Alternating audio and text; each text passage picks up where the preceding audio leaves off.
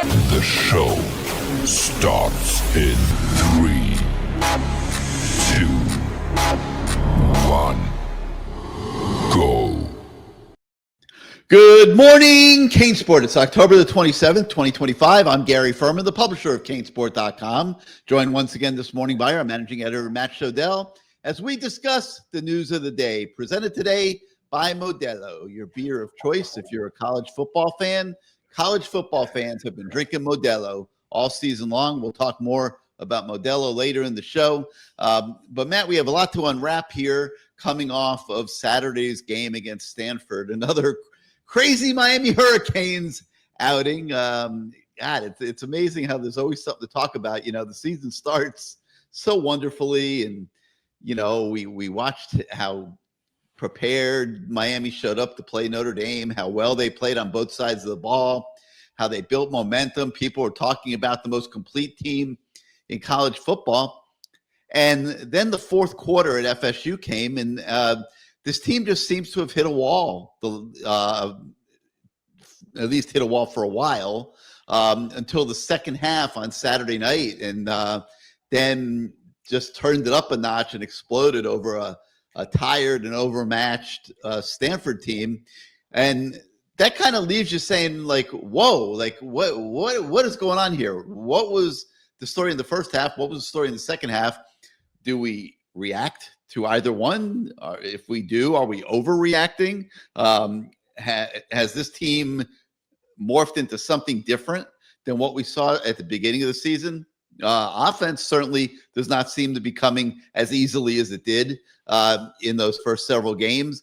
And, man, what we're finding, Matt, is these football seasons are long. Okay, they are long beasts, and a team could take on multiple incarnations over the course of them. And I don't know. I don't know what to expect here anymore as we go forward here down the home stretch, except for the fact that most of the teams Miami will play are not very good, okay, in the next few weeks. You know, Syracuse, not in very good shape. Virginia Tech, not in very good shape. NC State just got blown out by Pitt. I know you've identified them as a dangerous team. They are a competitive team, but they just got blown out by Pitt. So really, you go all the way to Thanksgiving weekend a month from now, where you see those Pitt Panthers sitting there waiting in the weeds. And, you know, you wonder, what should Miami's game plan be over the next few weeks as they get down to the nitty-gritty of this season with the game at Pitt, hopefully a trip to Charlotte for the ACC championship game if they're able to beat Pitt, and then the college football playoff, Matt. And I walked away Saturday night with the feeling like that things are going to have to get better again, that the offense is going to have to play much better and get a little bit more varied and aggressive. But I'll turn it over to you and for you to share your thoughts. You know, it's a weird team, and that's never a good thing. I posted after the game, this team, this is what I wrote. I wrote, of all the teams I've covered at Miami, this is one of the most difficult to figure out, and I've been covering the Canes since the Middle Ages, parentheses, Gary's Middle Ages, that is, since the late 90s. Carson Beck is streaky. The safeties play great, but then the last two games they've been bad. The offensive line's been hit or miss. The run game hit or miss. Linebacker play's been spotty at best.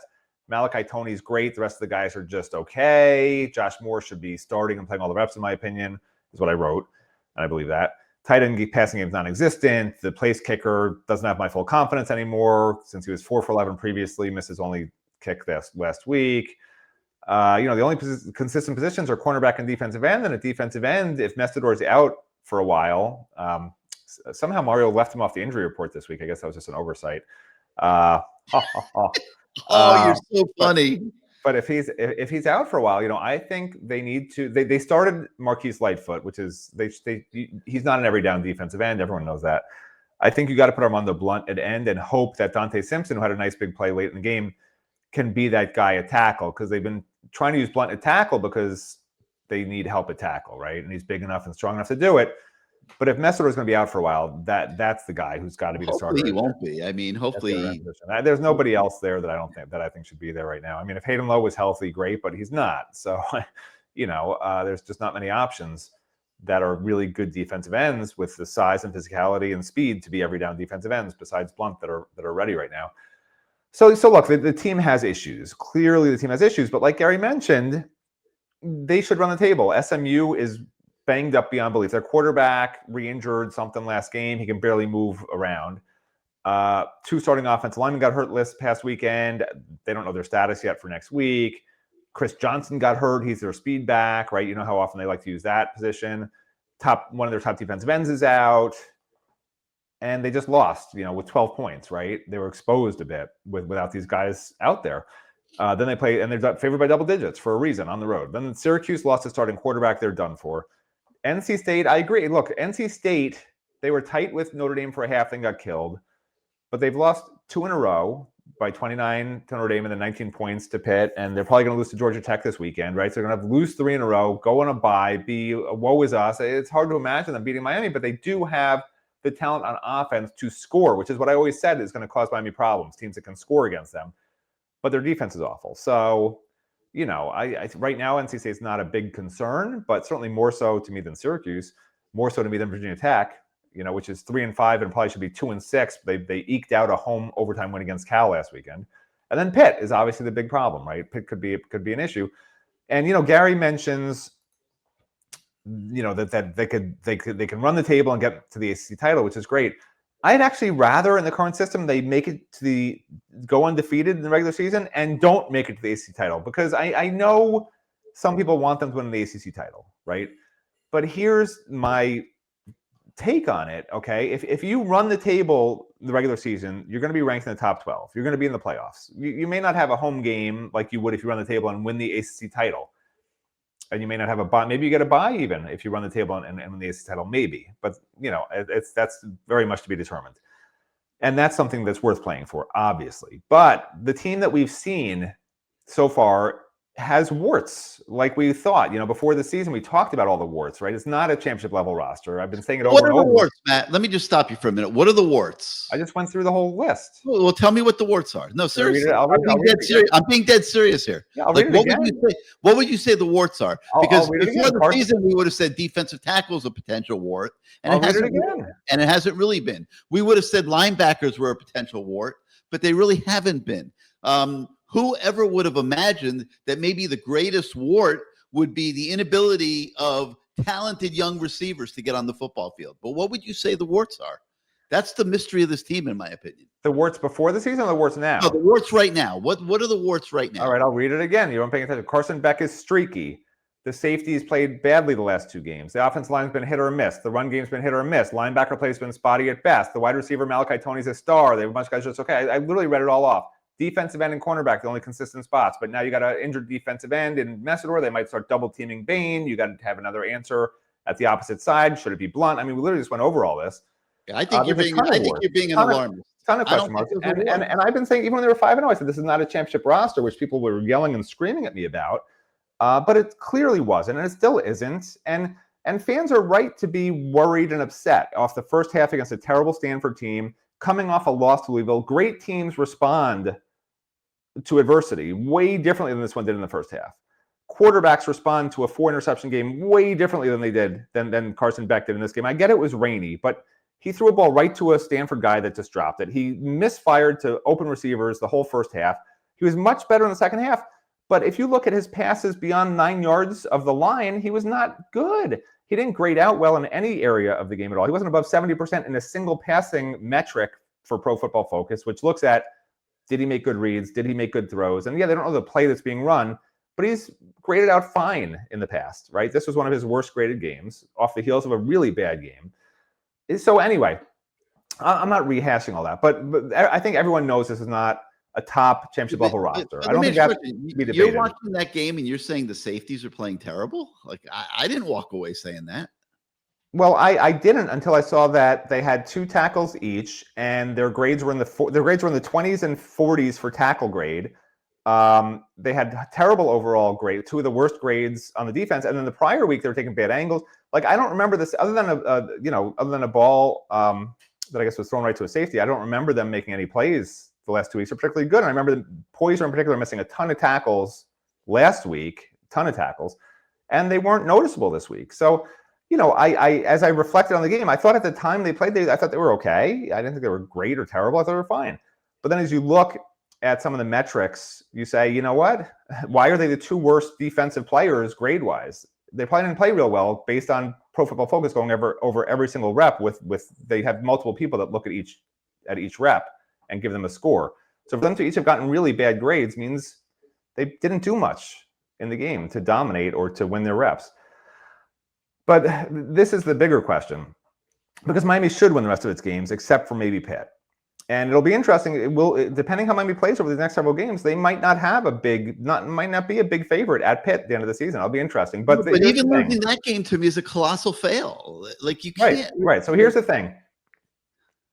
As a Miami fan, do you want Miami to be in the playoffs or do you want Miami to be in the ACC title game? Because you may not get both. If Miami's not playing real well, and I think what they do, they move down a spot in the rankings, even though they covered the spread, dominated on the scoreboard, right? They still dropped a spot, right? They're barely on the edge of the playoffs right now. Any voter that watched the game would probably not raise their vote. I understand. So here's the thing, right? If they run the table, win every game, they're going to be in the playoffs, right? Obviously. Yes. If they lose to Pitt in the final game, they're not in the ACL game. They're not in the playoffs. But what about this scenario? They beat Pitt and then they lose in the AC title game and maybe don't look real good doing it, right? Because we've seen them not look real good in the last 2 weeks, right? That's a concern. If Georgia Tech gets there undefeated, Georgia Tech's going to be a top 5 team at that point, and so will Miami, and both teams would still make the playoff, in my opinion. Well, that's right. So that's the question. So does a 2-loss Miami team that maybe doesn't look real good in an AC title game definitely make the playoffs? Whereas you'll definitely make the playoffs if you just run the table and aren't in the AC title game. That's the question. And if your answer is, they're definitely being in it, and there's no guarantee, by the way, that Georgia Tech will be the team in the playoff in the AC title game if Miami makes it, right? They might be playing somebody else. Georgia Tech could lose another game and still be in the AC title game. They may not be top 5. It might be a 10th ranked, it might be a 10th ranked team against Miami being 8th or 7th, depending what happens. I don't know what's going to happen, but if you're 7th or 8th ranked going into that game and you lose it, there's a chance you fall out of the top 12. There's a chance, a decent chance. If you can't. If you can't go to Charlotte and beat Georgia Tech, which is a good team, don't get me wrong, but if you can't go to Charlotte and beat Georgia Tech, does it really matter? Like, that's what I'm asking fans, right? So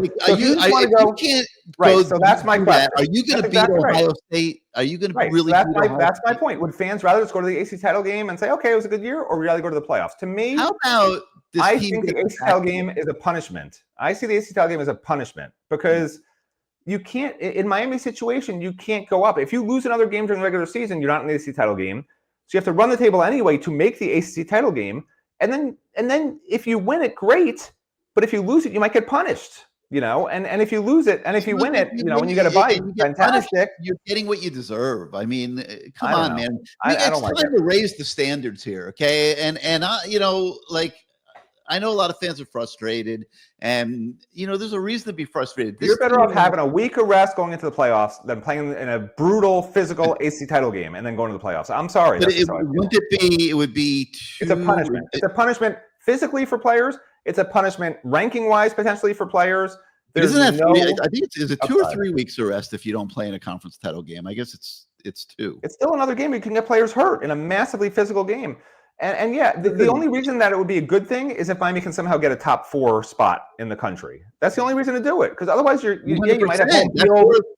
That's worth home field in the first round. You might earn first round home field. But like that whole extra game, that whole risk of getting a bye is worth winning your conference. I mean, if winning your conference is not important, right. But that's the question. What the hell is there a conference for? That's the question. Is Miami the best team in the conference? Will they win that game? I'm not sure at this point they do. I don't think they do, based on how they're playing right now. Carson Beck, winning the conference is not important. What the heck is there a conference for? Miami has never won. That's exactly. You just said it. You just hit it. I said it last year. They need to do away with conference title games. Add an extra round of the playoffs. These conference title games are punishments more than rewards for most. Do away with conferences altogether. Yeah, I agree. I said that a while ago. I said it should be like the soccer system where you have tier A, B, C, and D, and you put the teams with a ton of money in A and the teams with the next most money in B, and so on and so forth. And then the teams from B that win or in the top 4 can move up to A, and the bottom 4 in A can move to B, and so on and so forth. That's the system, but it's not there yet. But as we sit here today, I look at the ACC title game as a punishment. I mean, the risk of injury, the lack of upside, the major possibility of downside of playing in that game, it's just dumb to have this game. The fact that they couldn't get rid of it and just add a playoff round is beyond me. I get what you're saying, but like, don't you have a desire to win something? I mean, you go in the playoff. Do you think Miami fans care? Do you think Miami fans care about winning the ACC title when you lose the next game in the playoffs? But let me ask you a question. All people remember is he lost the first round of the playoffs if they do that. We won the ACC title. Who cares that we lost in the playoffs to whoever by 20 points? Who cares? We won the ACC title. Nobody freaking cares. You're living on a different planet, bro. No, man. If you can't win your conference, there's only one team that's going to win in the playoff. One. Everyone else is ending the year a loser. Okay, that's all that matters. Like winning your conference is winning. It's like something. Winning a meaningless bowl game. Fans don't care at Miami. They want the national title. This is a meaningless bowl game now. The ACC title game has become a meaningless bowl game for fans. Most fans, not Gary Ferman, but most fans. They want the playoffs and they want to win in the playoffs. I think that if you're going to be in a damn conference, you got to win it. Miami's never won it. Got to win it this year. There are teams that don't win their conferences that can win a championship. I mean, that's just the way it is. Like, it can happen. I'm sorry. I don't know, man. I think you don't have to win your conference to win a national title. That's not a rule. You're just making that up. All right. Well, regardless of whether they're playing for the conference title or playing in the playoff or playing anything in December. I mean, you know who you are? You're the Chad Powers of reporters. You're like, you put on different faces for whatever you want to say that day. It doesn't make sense. This whole concept of why do you just talk like Chad Powers? I think we can win the ACC title this year. We just got to be really good guys. What? All right, let's get off that subject for a minute. Let's talk about the offense and Carson Beck. Okay, so horrible fourth quarter at Florida State. And then a very poor game against Louisville. 4 interceptions, really 5, but 4 that counted. Probably, I think we would agree, the reason they lost to Louisville was all those empty possessions that were, resulted from those turnovers. And, you could go two ways with that as coaches. You could say you could get spooked by the way Carson Beck played in that game. And you can change the way you run your offense, change the way you game plan. You can go a lot more conservative in the passing game and look at it like, I'm going to dial it back. I'm not going to risk mistakes. And we're going to win these games and we're going to get to 10 or 11 wins. And that's going to make everybody happy enough to where, people will be off our backs and, we'll move on to the next. That's called loser mentality, just so you know. Well, that's what I'm getting at. That can work. Okay. And listen, we're watching coaches getting fired left and right all throughout college football, ridiculous buyouts. Even, if you're a football coach, you're making a lot of money and you have a family in many cases and homes and your whole life is built around your job at that school. You don't want to get fired. You want it to be perceived. Yes, you do. You can live on $100 million without having to work anymore. Coordinators, they have very short contracts. So there's a lot of reasons why you might go into the mode of, I'm going to, I can keep it close to the vest. We can, in this case, we can bully people. And we saw what they did to Stanford in the second half. I mean, it was like, I felt horrendous for it. Those guys were getting obliterated. They had nothing left in the tank in the second half, Stanford. Okay. They were overmatched. They didn't have enough depth. And the next thing I'm going to get to in a minute is Miami clearly played at a different, certainly emotional level, and certainly intensity level in the second half than it did in the first half, which opens up a whole nother plethora of questions. But, and this is we're coming off a big win here. They covered the spread. I mean, this was this evening ended great. I mean, it was weird because of the way the first half went and Miami was losing almost the entire first half to a very poor football team. But the way they played the second half in terms of the result of it, obviously I mean, put a massive Band-Aid on what happened in the first half. But I did think that Shannon Dawson went a little conservative and took that approach. And it was a sign. If it wasn't this, and we are wrong for discussing this, and we stand corrected, but it certainly looked like he was protecting Carson Beck from mistakes and trying to keep it simple, maybe for everybody, because you got a lot of young players who have not been getting themselves into the lineup that were expected to be really high profile, influential players on this team, because they're not practicing well. They're making mentals. They're not in their playbook. They're not doing the right things. And coaches don't feel comfortable putting them out there. It's very simple. And that opens up a whole nother conversation. Like, we got a lot of little subplots here to get to, but it did look like Shannon Dawson, Matt, was protecting Carson Beck in the way he called that game and leaning heavy on Mark Fletcher up the middle and the bubble screens. And did you walk away with the same impression?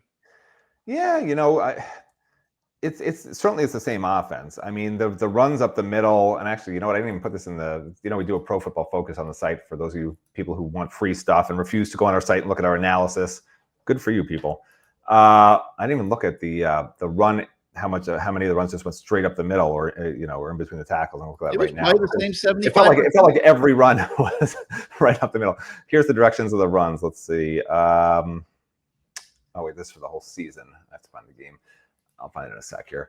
But yeah, like, it was a little disappointing to me that, after the struggles that we saw the week before, that it was just the same. And you know what? And he told us that, sometimes you hope that they're just doing it and messing with the other team by saying it. They're not going to change anything. Everything's the same.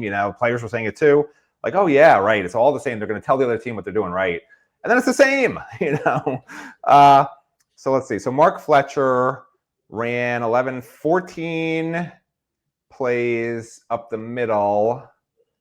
And it says here he actually had 9 around the end. Okay, so maybe more than I thought. It felt like they were running all the time up the middle with Fletcher, but I guess not. Yeah, I don't know. Didn't it feel like Mark Fletcher was running up the middle the whole game? It seemed that way. I mean, I remember a couple that went outside. Yeah. I don't know. They got 14 out of 23 up the middle, which is fine. But yeah, it's third and short, fourth and short. I just say out loud, it's going to be run up the middle, and it always is. But you know what? They convert them. Like, it wasn't like they didn't convert them. And it's as unimaginative as it is, as much as fans want some of the stuff that we see from other teams with jet sweeps and imagination and misdirection, like, that's just not what Shannon Dawson is or is going to do. And as long as Carson Beck plays well, I think the offense will look really good. The problem is, when Carson Beck isn't playing well, everything falls apart, right? And Carson Beck has not played well to me the last 2 weeks. I know fans think in the second half he played great or whatever, but like, he didn't really push the ball down the field in the second half. It was rainy. It was sloppy. I understand why they didn't want to do that. He took some check downs where you could literally see him, like, he wanted to throw it. Early in the game, right? You could see, I want to throw it, but I'll just throw it to Mark Fletcher for a 2-yard gain. Check it down, because that's what coach told me to do. It's not 100% open. And the problem with that sometimes is it's just a matter of diminishing returns, right? Because you can't do that a lot and still have an explosive offense. You need to still take some chances and recognize, like, if you look at the SMU film that's on the site today, Kevin Jennings, like, what Rhett Lashley tells Kevin Jennings to do, identify the one-on-one on the deep routes and just launch it, And for those teams that had good coverage, TCU and Wake Forest, they broke up passes, they had turnovers, they caused all kinds of problems, they got pressure with 4, whatever the case may be, when guys weren't open. But that's what they do, And what Miami does now is they'll have one-on-one, but now Carson Beck needs to look, well, is it really pretty good coverage? And then I'll just throw it down, check it down. And against teams that are playing massive off coverage, or if you're running guys on go routes where linebackers and safeties are dropping, then yeah, you have room on the checkdowns.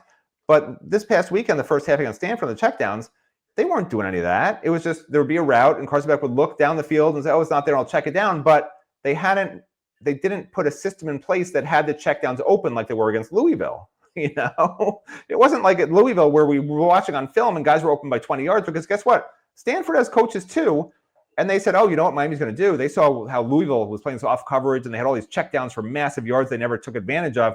They're going to try to do that against us. And sure enough, Stanford was on that, and Dawson just never really tried to do much different in the first half. And in the second half, honestly, the only difference in the second half to the first half, and players literally said it, because Gary Ferman asked every single player that was up there, what were the adjustments at halftime? And every player to a man said, we didn't make any adjustments. We just did the same thing, but we played harder. We played better, And that's what you saw. You saw Stanford was tired, man. It wasn't even that hot or humid, but they were tired. They didn't have a lot of depth. They got worn down by a bigger offensive line.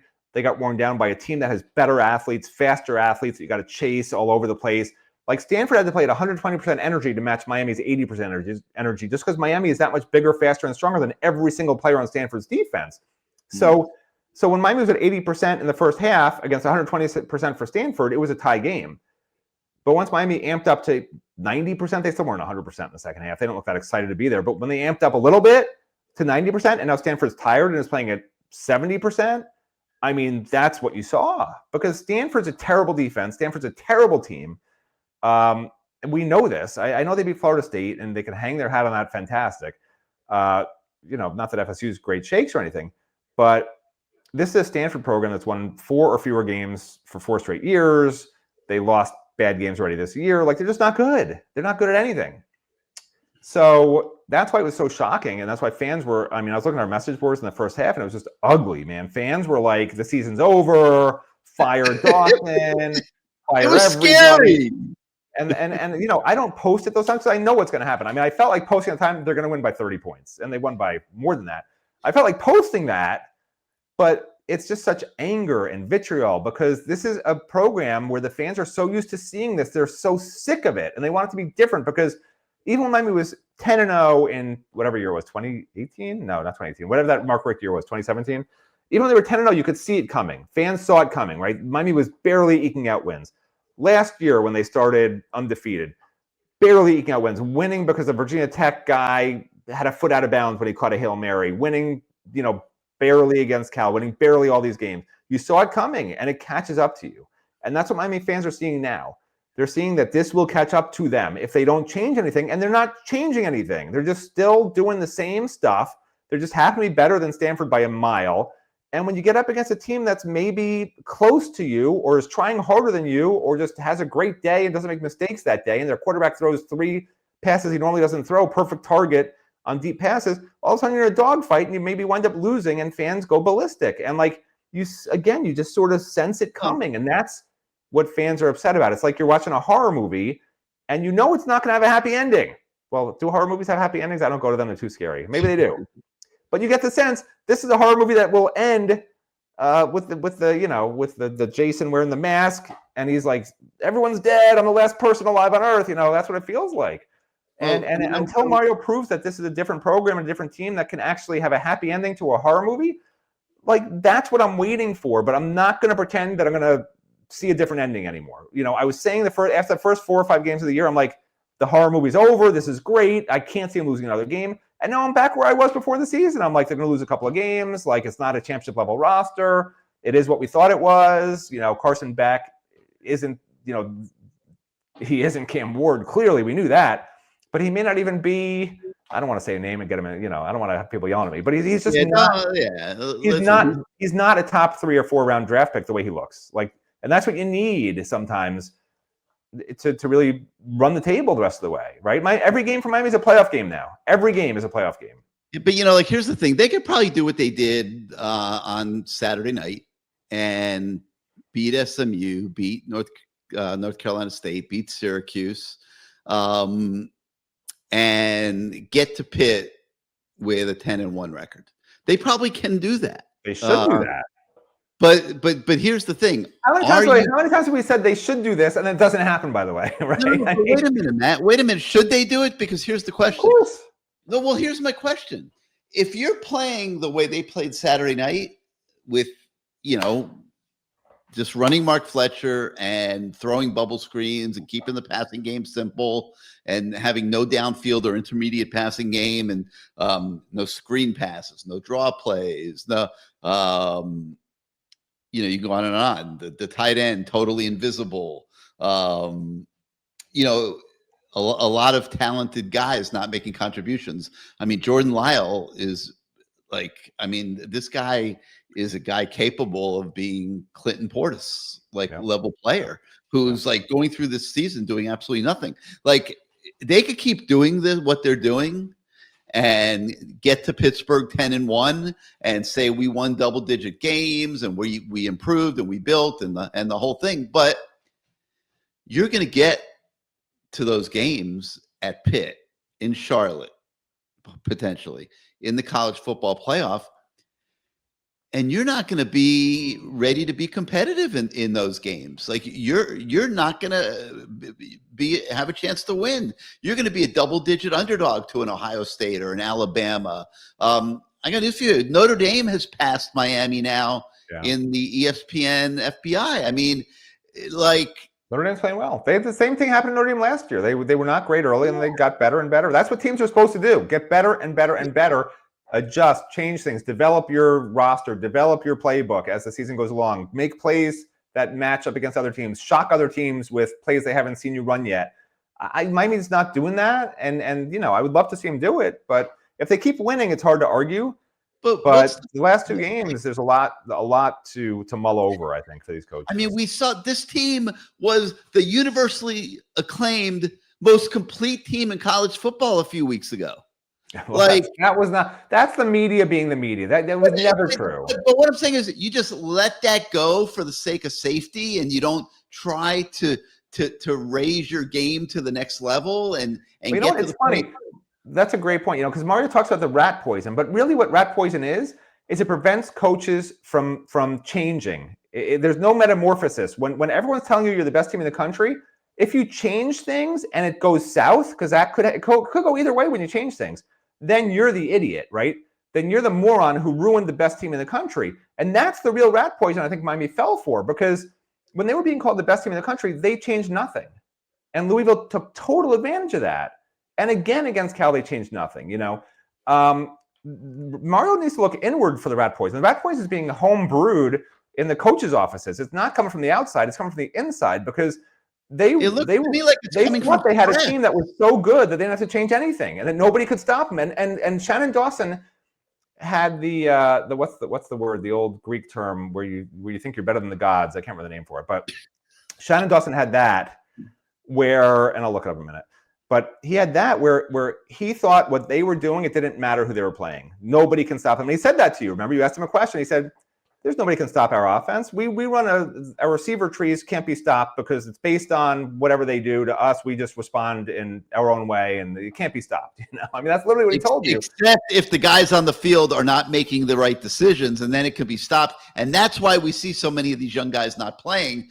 But it's a catch-22 because they need to be out there for this offense to go to the next level.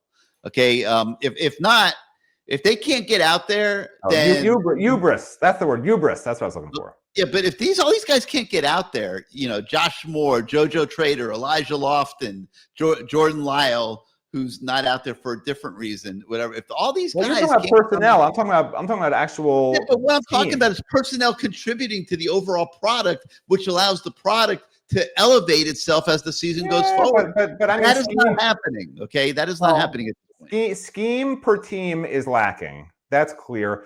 Corey Heatherman, I get it, but 2 weeks in a row, his defense comes out, and what they were doing was totally exposed by the other team. And to his credit, he responded fantastically. But you will come up against some teams where your offense can't respond, and you're down 7-0, 10-0, or 14-0 before you can blink. And it's like, well, we adjusted, and we'll give up 70 yards the rest of the game, and it was great. Yeah, but you lost 14-10.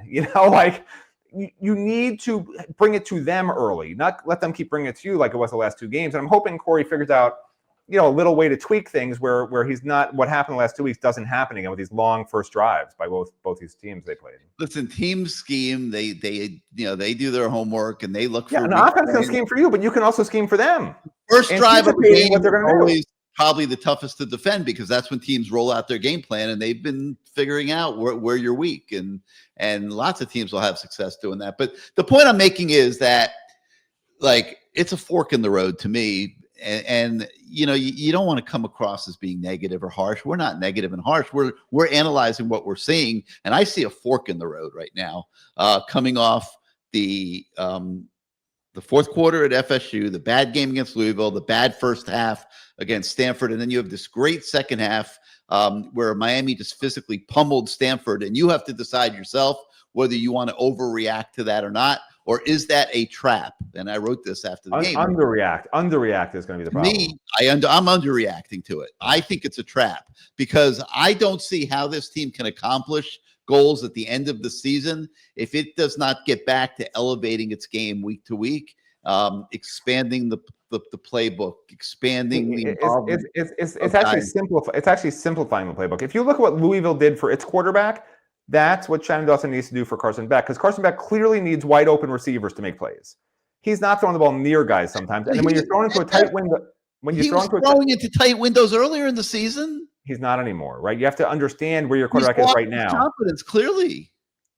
Right. So you have to adjust, right? If you're the offensive coordinator and your quarterback's doing what Carson Beck's doing, you need to make it easy for him and not just keep doing the same things where he's putting the ball in harm's way 1, 2, 3, or 4 or 5 times a game. And there are ways to do that. Just look at what Louisville did, because their quarterback was having the same damn problems Carson Beck had. And yeah, he had some bad passes in that game, the Louisville quarterback, but he also had short passes that were just so easy to complete, where he had mismatches, where there was misdirection that got guys wide open. I mean, there's so many things you can do in this day and age of college football instead of just lining up 3 guys, having one of them run behind the line and throw a quick pass to him and hope the other 2 guys block enough to get that guy free. I mean, there's more to do than that. And that's all that he has in his playbook for easy passes right now for Carson Beck, besides checkdowns to the running backs when the first and second reads are gone. You know, and Carson. But can you get to the level doing it this way literally a little more than a month from now? Be ready to go toe to toe with Ohio State. You have to do something. Go toe to toe with Alabama. Go toe to toe with Georgia. Right. I don't know. If it's not clear to Miami coaches on both sides that it's something different to compete at that level, after what they've seen the last 2.5 games, then, like, I don't know what else to tell you. If they keep doing the same thing every game with just minor tweaks here and there, the season is going to end at some point without a national championship. This is a team that has lost its rhythm, okay, here in the middle of the season. It has hit a little bit of a wall here in the middle of the season. It needs to get it back. It needs to get back that spark that it had the night it walked out there to play Notre Dame. Yeah, and the answer, by the way, is not that hard. You know, like the first touchdown drive. I mean, you saw a perfect example of some of the Lance Guidry-like stuff that Heatherman's doing, where you wind up with your safety trying to cover a fast receiver one-on-one, and the receiver, of course, gets wide open easily open for a touchdown. Like, he's dropping defense. He's trying to be a little too tricky. And all he needs to do, honestly, I think all he needs to do is simplify it a little bit. They can get pressure with 4. They don't have to be so exotic with this, 6 guys to the line, drop 2, and you're blitzing safeties and dropping defensive ends to confuse the quarterback. Drop the safeties. They're faster. They can cover. There are some things that and the safeties aren't getting the sacks anyway, right? I mean, you can use Keontae Scott in a lot of different ways. He's the guy that Corey Heatherman should be moving all over the place. He should be like a rover. He should be all over the frickin' place, right? Where you can have a safety pick up his guy off the line and he's blitzing from all over the place. He's that guy. But Corey Heatherman's not really recognizing he's trying to do a little too much stuff, right? He wants to do everything. And if he could just simplify it a little bit more, I think this defense is good enough personnel-wise to hold up and make it tough for teams to score. And on the other, and I get it, fans are going to say, oh, but he's doing great. He makes the adjustments and they don't score many points and yards. I'm talking about when you're facing great offenses. Not when you're facing Stanford, okay? Not when you're facing, a Louisville quarterback who had been terrible for the most part, throwing interceptions, pick sixes all year. I'm talking about when you're playing elite offenses that will come in the playoffs, because that's what I'm looking to. I'm not looking to, let's just try to beat Syracuse and try to beat Virginia Tech. I'm not either. What's the point of that? So I think that's what Heatherman needs to start focusing on. That's my personal opinion. I'm not a freaking coach. I only play one on TV or on the YouTube, apparently. And on offense, I don't know what Shannon Dawson needs to do differently, but if I'm Shannon Dawson, I'm going to Carson Beck, and I'm saying, Carson, I want you to pick the 10 plays you like the most. And we're going to work on those and make a bunch of different route trees off of those and I want you to be comfortable with every single play we're running from here on out. Tell me the 10 plays you don't like running that you're not comfortable with. We're throwing them out of the playbook. And give me 5 plays from Georgia that you love that we're not running. And I'm just running those freaking plays and see where it goes. Like, something has to change if they're going to be a national title contender from what we've seen for 2.5 games. It's not that complicated, but now's the time. It's just past the midway point of the season. The buys are gone. You've got to start doing it when you're playing bad opponents. Like SMU, I get it, they're decent. But like at some point, Syracuse week, whatever, like you have to take the time, halt your game preparation for a full day, I don't care, and work on this stuff and get these guys on the same page with you defensively, offensively, change some stuff. Because you see where it's going, and it's not going to a national title right now. I mean, it's just clear as day to me. Maybe I'm an idiot, but that's what it seems like based on the last 2.5 games. Yeah, I mean, listen, there's alarms. There's no question about it. We're going to talk about a few more things, but first, let me take a moment here and talk about Modelo, because the football season is here, and Canes fans, it looks like you deserve a Modelo. College football season is Modelo season. So reward your full-time fandom with an ice-cold Modelo, the official beer sponsor of the college football playoff.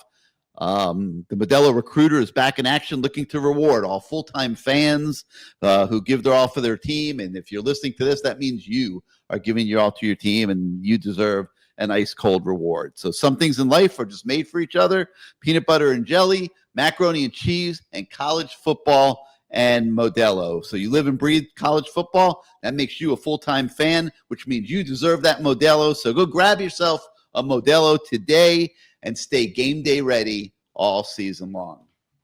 All right, Matt, I want to talk about the unevenness of the first half and second half last night, because it's totally bizarre. Like, you're watching, okay, and I know Stanford's tired and not good and all that, okay, and maybe that contributed to what we saw with our eyes.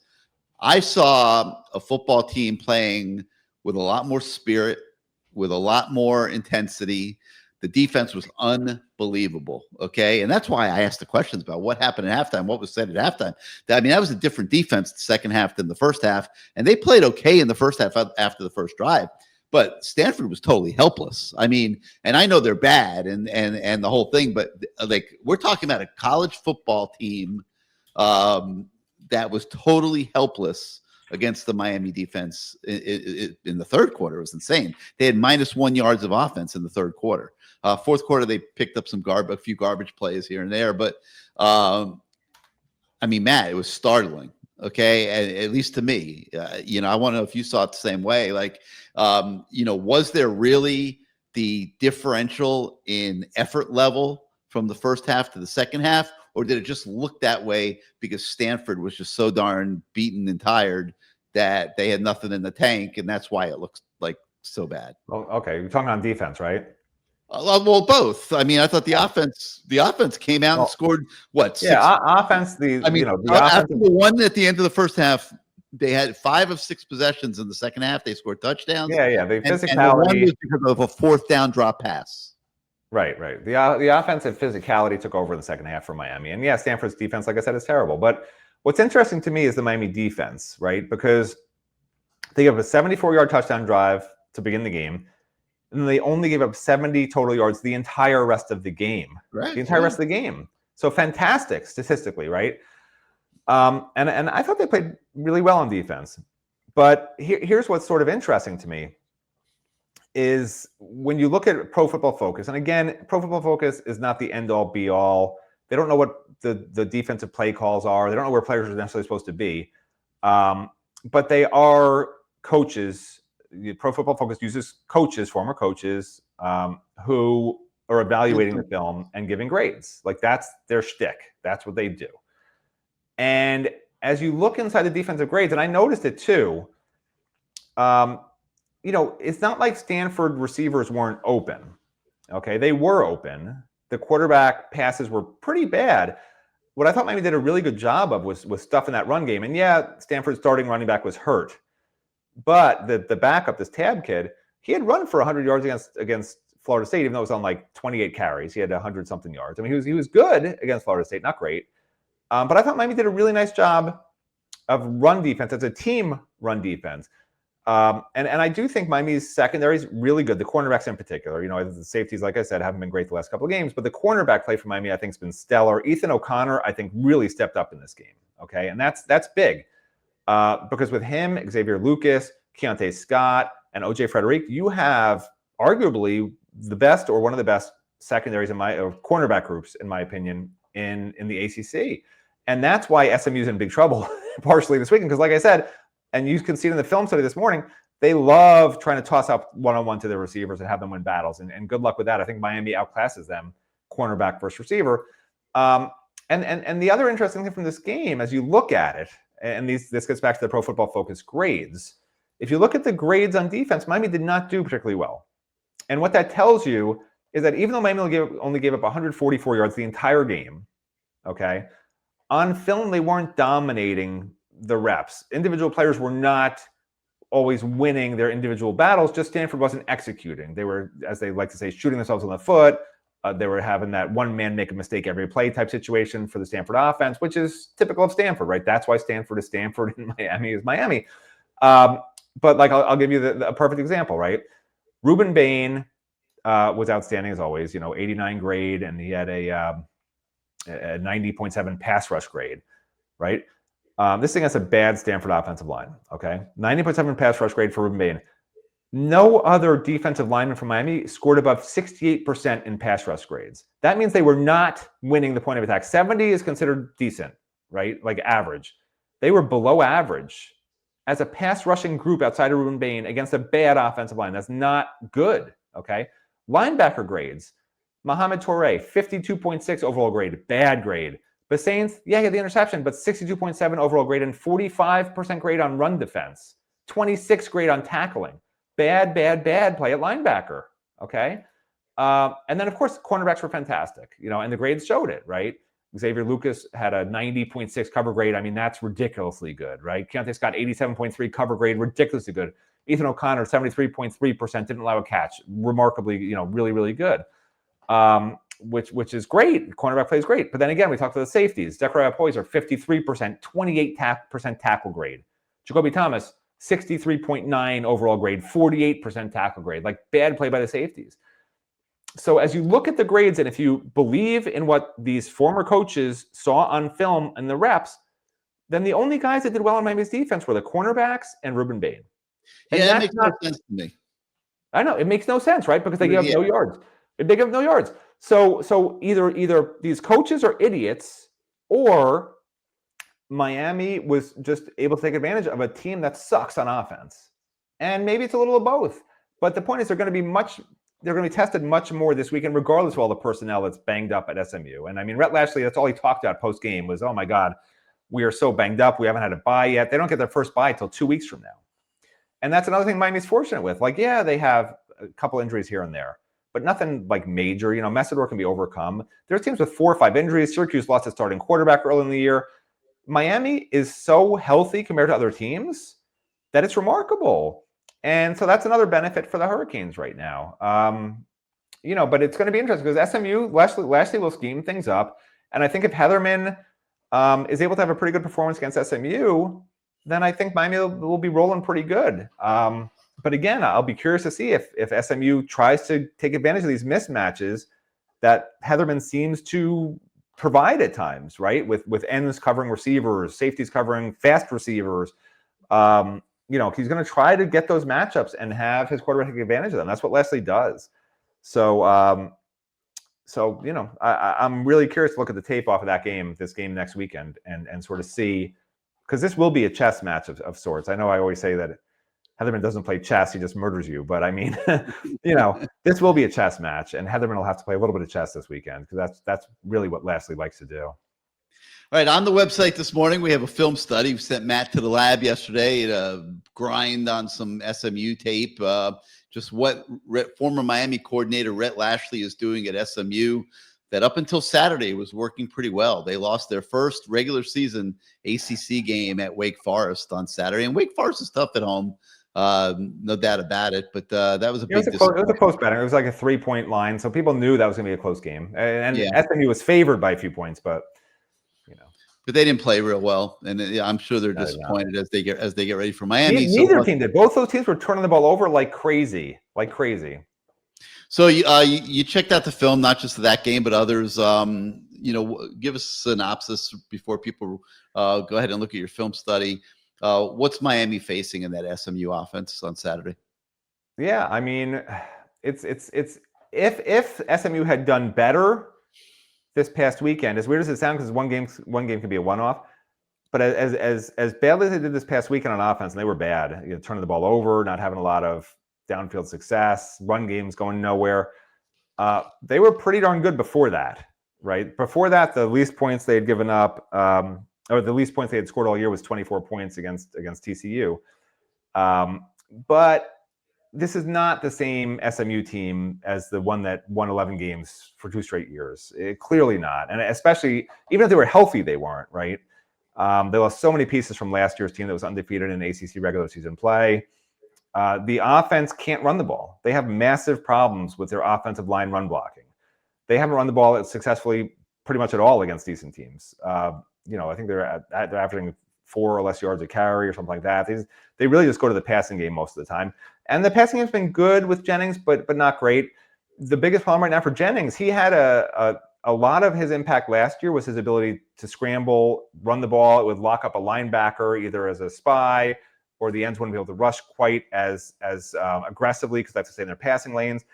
But he suffered an injury 2 or 3 weeks ago that to his lower body, and he hasn't been the same since. And last year was saying, he almost wasn't able to play this past weekend, but he did, and then he re-injured himself on a sack fumble. And so, this is going to be interesting because I think Miami can really just pin its ears back, as they say, and come after him. I don't think they have to worry about him running. I don't think that's going to be part of the game plan at all. Trust me, the read options, don't even worry about the quarterback keeping it. It's either a handoff or a pass, which a year ago they had many more options where he could keep it, right, and do something else with the ball as a third alternative. And then the receiving end, their best receivers are, the guys I'd be most worried about are Romello Brinson. I don't think Miami fans have ever heard of him. Have Miami fans heard of Romello Brinson's name? I don't know. Isn't it amazing how these guys that can't get on the field at Miami go to SMU and they reinvent themselves if you can't get a starting job at Miami, go to SMU and become a star. That's that happened last year to several SMU players. So he's the guy that you have to stop. And I think RJ Maryland, a tight end, is a guy that Miami could struggle with a little bit because the linebacker coverage for Miami has not been good. So Heatherman has to draw something up for him. I don't know if there's might be best to have Jacoby Thomas cover him, have a safety cover him. Might be the best option, but they got to definitely have a plan for RJ. And then their big blocking tight end's hurt. He's a guy who they like to use a lot in the run game. He got hurt this past weekend. So, the run game's going to get hurt because of that too. They love to use that guy as an additional lineman of sorts and move him around pre-snap and get him in position to help in the run blocking. So overall, it's an offense that's 68th in the country in total offense. So you say, whatever. But their passing offense is 32nd in the country, right? So they can pass the ball, but they do have a bunch of turnovers. And their scoring offense is 50th. But really on defense is where they're just awful. 97th total defense, second to last in the country in passing yards allowed. They do have some decent amount of stops in the red zone. They're tied for 42nd in scoring defense. But first down defense, 111th. Red zone defense is their key. They're third. But red zone defense, honestly, it's scheme more than players, and Miami can try to have some answers for that. So it's going to be a game where I think Miami can score over 30 points.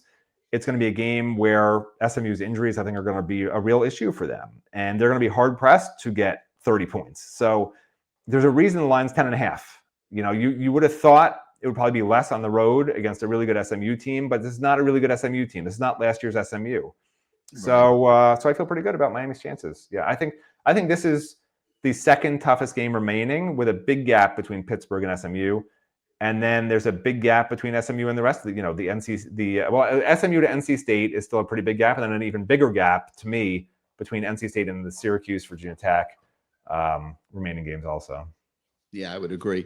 All right, we're going to have a lot of other stuff on the website today. We'll be talking to Mario Cristobal a few times. We'll have access to both coordinators, see what they're thinking coming out of the Stanford game this past weekend. So make sure you're checking in as the day goes on to CaneSport.com. We will have you guys covered. But for now, I'm going to thank everybody for starting out your day with us this morning, and we'll be talking a lot more about SMU as the week goes forward. But for Matt Shodel, I'm Gary Ferman.